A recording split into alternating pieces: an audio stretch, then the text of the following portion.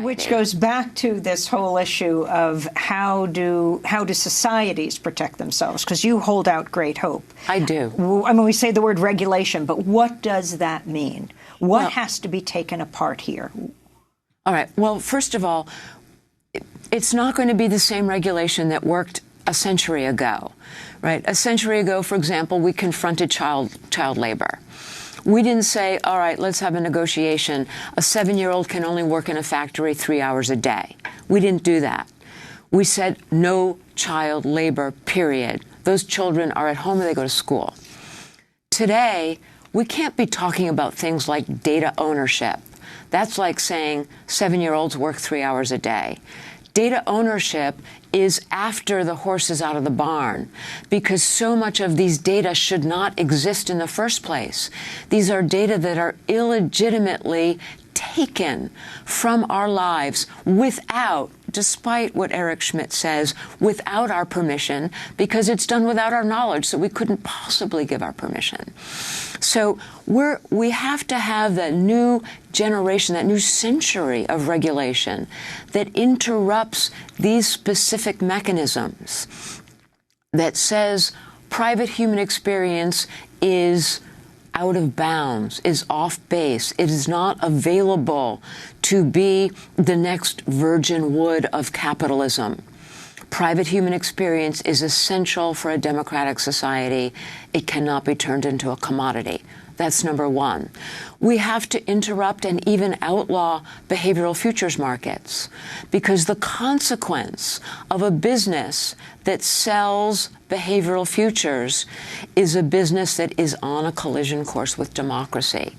There can be no free society in a society dominated by a capitalism that must take our behavior in order to sell predictions of our behavior for the benefit of business customers.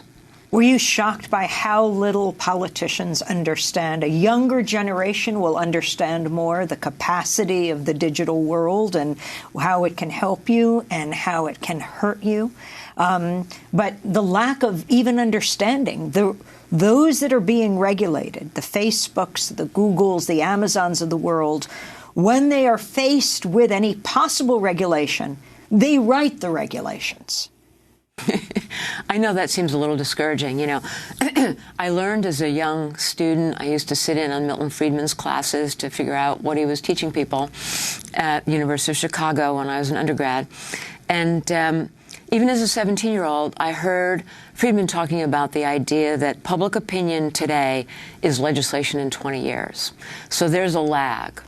Let's say that if we can change public opinion today, it's not going to take us 20 years to get to these new laws and new regulations, but it's going to take us a few years. It's not an overnight deal. So, but having that kind of perspective, honestly, Amy, I was not surprised by the sheer just blundering cluelessness of our lawmakers as they interviewed Zuckerberg and other surveillance capitalists. We have work to do, but this is work that can be done. Our elected officials can be educated. If they don't want to get educated, we can elect different people. This is stuff that we can fix. I do believe that. Even into the 20th century, we still had courts judges who were making decisions that completely sided with the industrialists whom we have now renamed as robber barons. In time, all of these actions are reinterpreted as history shakes out and democracy finally finds its way through to the light. And that's what I believe. That's the process that we're in now. This thing is 20 years old. We're at the beginning, not the end. We name it, we tame it. That's the work now, to reignite our democracy, wake it up for this work of the 21st century.